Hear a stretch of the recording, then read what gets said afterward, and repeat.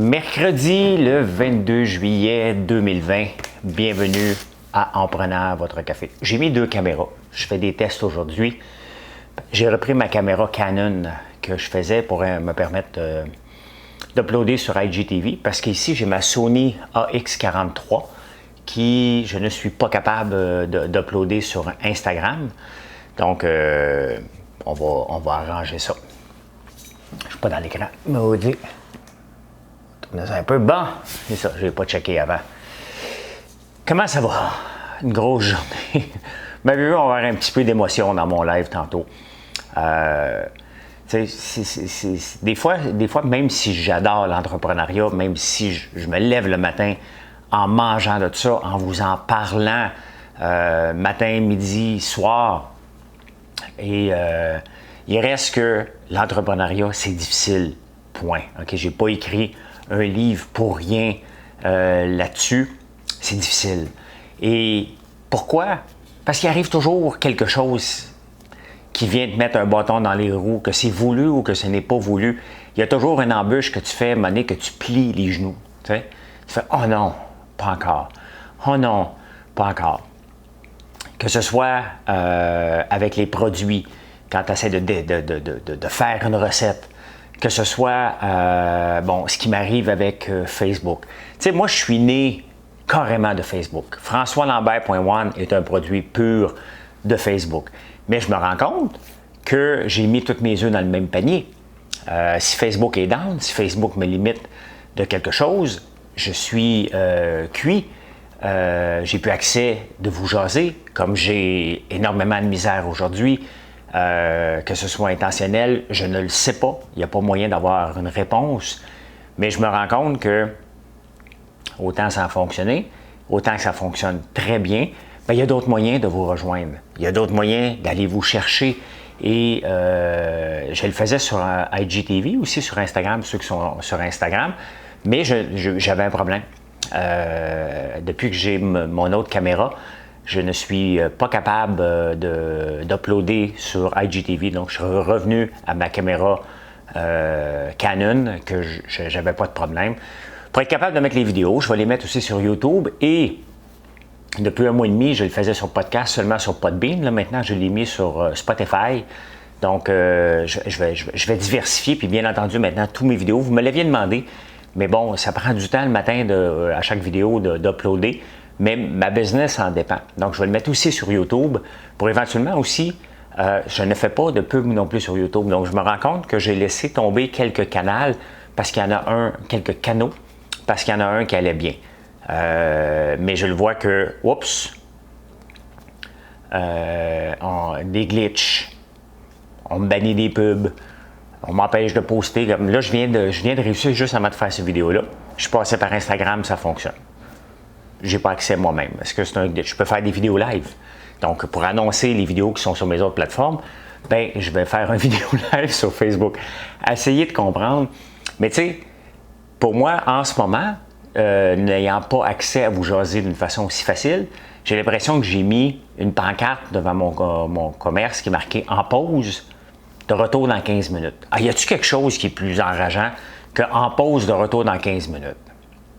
Bon, 15 minutes a commencé quand? OK. Mais là, en pause de 10h15 à 10h30. Ah, OK. Il est 10h16. Je vais aller prendre une marche. En pause depuis 15 minutes. Donc, je me sens un peu comme ça. Le commerce, il va bien. OK? FrançoisLambert.one, il est rentré de plus en plus dans vos habitudes d'achat. Et vous venez consommer chez moi au lieu peut-être d'acheter sur Amazon parce qu'il y a des produits québécois à la vitrine, qu'il y a de plus en plus de produits, puis on en rajoute, puis on fait de la place aux entrepreneurs. Ceux qui vendent moins, mais ça fait longtemps. Tous ceux qui sont là, je n'ai pas éliminé. Tous ceux qui sont là vendent très bien. Donc, au contraire, je rachète du stock régulièrement. Je vous parle souvent de Kekophone, vraiment pour moi qui est une révélation, le petit chose de tablette. Donc, on le met comme ça, la tablette est là, on peut même écouter un Netflix sans dormir dessus, parce que moi, je dors. Je dors partout. J'ai même encore eu de la misère à finir la Casa del Papel hier. Je pense que je me suis repris 8 fois. Donc, mais c'est ça. vous venez de plus en plus, mais je dois diversifier mes sources d'informations parce qu'il y en a d'autres. Okay? Donc, je dois le faire tout en ne délaissant pas Facebook. Je vais trouver une solution. La solution n'est pas de repartir une page, bien entendu. Je suis là. On va trouver une solution. Je n'ai pas de raison d'être bloqué. Je n'ai rien fait.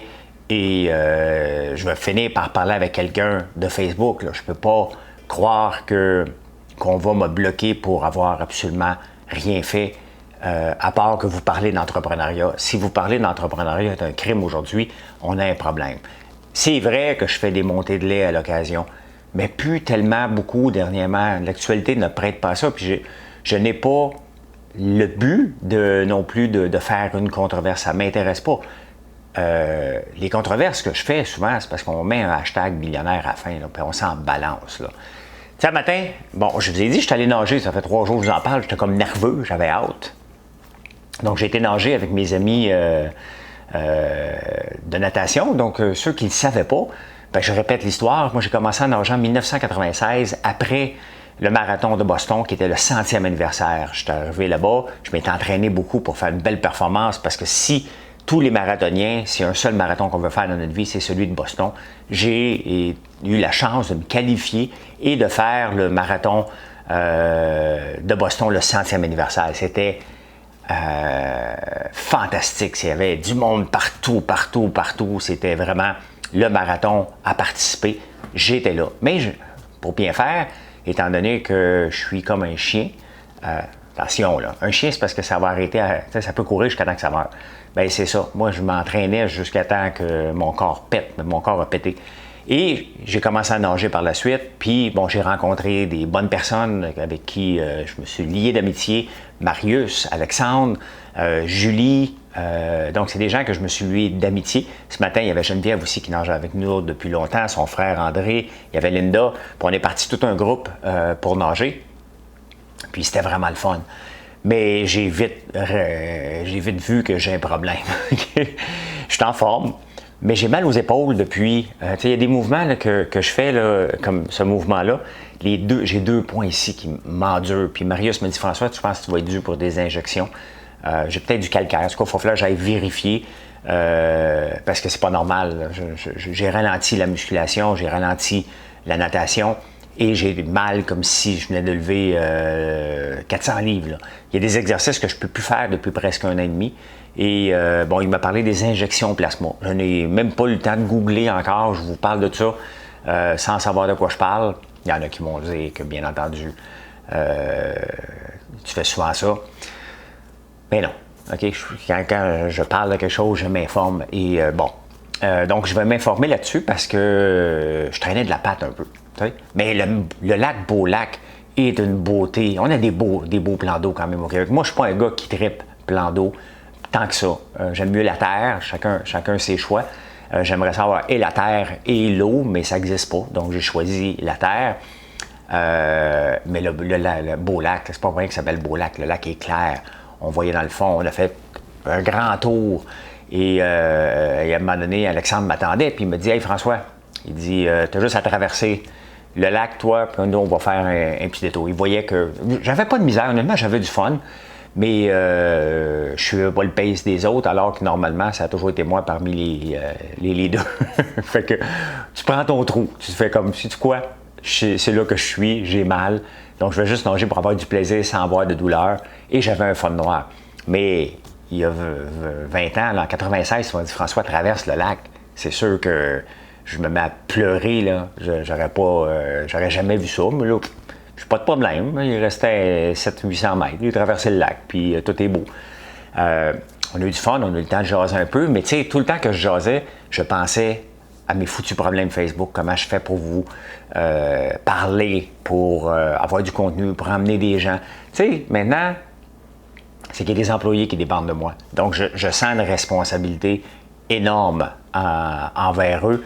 Puis, donc, c'est ma responsabilité de m'assurer que mes réseaux sociaux sont en santé, que s'il y a un problème, qu'on peut se revirer de bord, qu'on peut vous communiquer. Il faut toujours trouver, c'est ça le secret de réussite. Et autant que je suis un succès de Facebook, je ne veux pas devenir un insuccès de Facebook non plus. Donc, on va trouver une solution.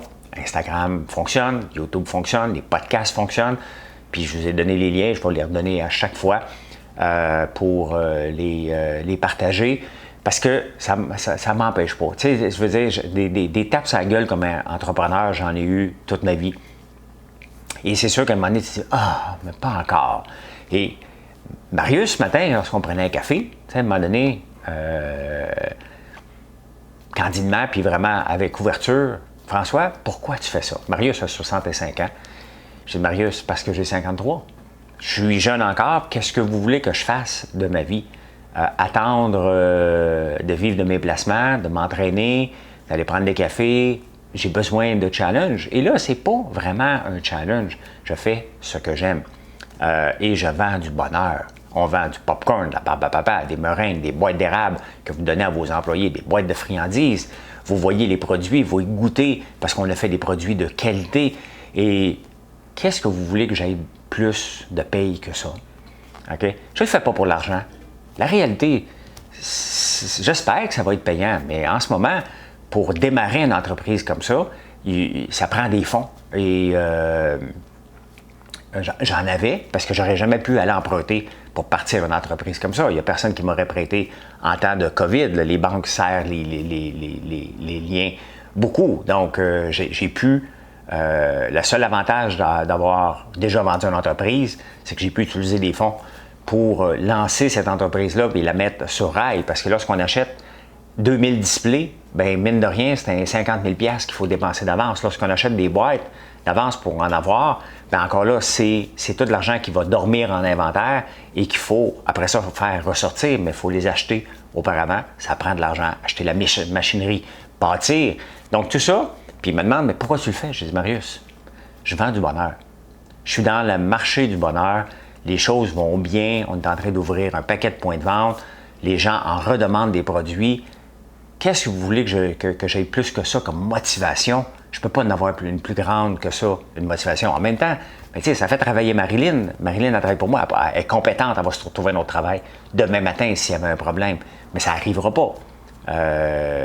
Jonathan, qui est venu ici, ma soeur. Donc, tous ces gens-là, on dit « Hey, c'est donc bien le fun! » Puis tous les autres employés, bien entendu, mais eux autres sont venus travailler. Là, je parle des gens qui ont changé de carrière pour venir travailler dans le popcorn et dans les friandises d'érable, surtout. Ben, c'est pour ça que je le fais, tout simplement. OK? Je fais ça parce que c'est le fun. Je fais ça, c'est sûr que c'est du travail. C'est sûr que c'est du travail, mais pour moi, je ne travaille pas. Ah ben oui, à l'occasion, c'est du travail, puis j'ai pas le goût, OK? Mais ça m'arrive très rarement. Et autant que vers 1h30, quand je vous ai jasé aujourd'hui, j'étais down, c'est normal, OK? C'est normal à un moment donné, puis c'est rare que j'ai des émotions comme tout le monde. Puis, c'est là que tu te dis, pourquoi que j'ai besoin de ça? Mais 1 heure après, moi, mon down, je ne me laisse pas atteindre par les hauts, je ne me laisse pas atteindre par les bas. On se retrousse les manches, on dit, OK, qu'est-ce que je dois faire? Et c'est exactement ce que je suis en train de faire. On va bâtir une pub pour YouTube et on va aller sur YouTube aussi. On va bâtir la communauté sur YouTube, on va bâtir la communauté sur les podcasts. Et après, bien, si vous choisissez l'endroit que ça vous tente de m'écouter, si ça vous tente de m'écouter, tout simplement. Instagram, bien entendu, que, étant donné de la caméra, j'avais arrêté alors que j'étais en train de me bâtir une communauté. Bien, c'est ça. Ça arrive des glitches, ça arrive des raisons, mais c'est pas une raison pour me laisser abattre. On est en train de faire de quoi de très bien. On fait travailler des gens de la région, de la petite nation. Je suis en train, pas tout seul, là, OK? Mais ça me fait plaisir de vous faire découvrir ma région. Une région qui n'est pas parmi les plus aimées au Québec, là. On aime Charlevoix, on aime la Gaspésie, on aime les îles de la Madeleine. Vous ne parlez pas de la petite nation dans vos vacances. À moins que vous parlez du Lac-Simon, de Duhamel, c'est un endroit reconnu. Mais encore, ça reste une région à découvrir. Et lorsque je vous parle, mettons, de la boucherie David, bien, je vous invite à arrêter dans ce coin-là pour découvrir la viande que j'aime, la bavette, entre autres, puis tout le pâté de pistache, débile. C'est débile.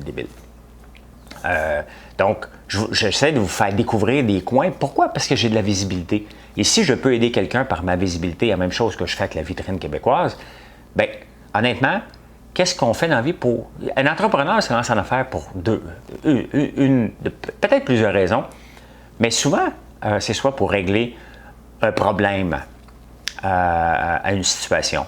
Moi, je ne suis pas venu régler un problème, là. Vous en aviez du popcorn avant. Il n'y avait pas « Je veux du popcorn », il n'y avait pas de manifestation, là. « Je veux des produits d'érable authentiques, je veux ». Puis là, j'ai dit « Oh, l'opportunité, il y a des manifestations pour avoir des produits d'érable authentiques ». Mais non, hein? On s'entend, là. Ça n'a pas, c'est pas arrivé.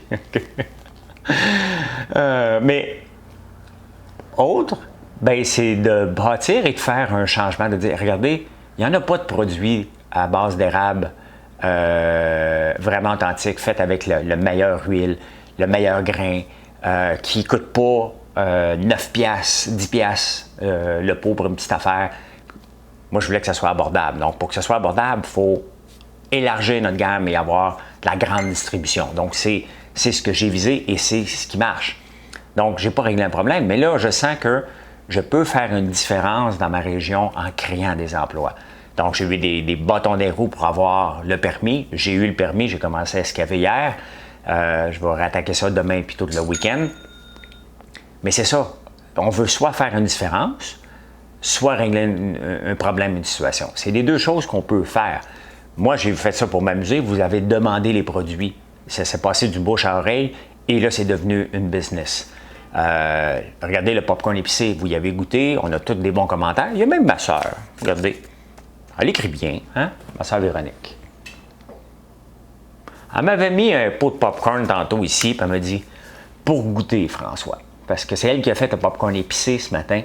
Et c'est la première fois qu'elle manœuvrait la grosse machine à popcorn. Et le popcorn épicé, c'est qu'on le fait.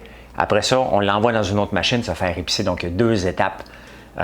Puis on met produit un coating dessus pour que l'épice accroche après. Et elle était nerveuse, bien entendu, comme moi j'étais nerveux dimanche passé lorsque je l'opérais. C'est une grosse machine à popcorn. Donc, puis c'est de l'huile à 400 degrés, tu sais, il faut faire attention à ce qu'on fait. Et, mais ça a super bien été, puis le popcorn est excellent, le popcorn à sriracha. Donc, bravo. Demain, j'en fais un, hein? Je vais essayer ça. L'épice secrète, une entreprise québécoise. Donc, c'est ce que je vais faire demain pour essayer un popcorn plus épicé. Genre tomate, là. Tu sais, pour ceux qui adorent ça, ça va être un produit de niche, bien entendu, mais on va essayer d'aller jouer dans ces eaux-là pour un futur popcorn, mais c'est pas demain qu'il va être là. Tenez pas votre souffle. Bien entendu, je vais faire comme je fais d'habitude. Je vais vous le faire goûter. Vous allez me donner votre feedback, puis après ça, on va faire l'étiquette en conséquence. Si le feedback est intéressant, vous commencez à comprendre ma façon de fonctionner. Donc, retenez pas votre souffle, il va falloir attendre quelques temps. Il faut que je vois si c'est capable d'avoir assez d'épices pour être capable de produire ça, parce que Fireburns m'envoie des épices à la chaudière. Ça en prend des épices quand même. Voilà, faites-vous-en pas, par après-midi, j'ai eu mon down, ça a duré 1 heure. J'ai fait ma chronique à Cube, je suis ressorti dehors, tout a bien été. Là, après ça, je vais aller relaxer un petit peu ce soir, je vais manger tranquillement. Tout est beau. Je déteste avoir des bâtons dans les roues. Ça me fait fléchir une fois de temps en temps. Mais regardez, on repart. Faut pas, dans la vie, là, faut pas s'apitoyer longtemps sur son sort, ça ne donne rien. Il faut se relever puis regarder. Moi, ça dure quelques heures la plupart du temps.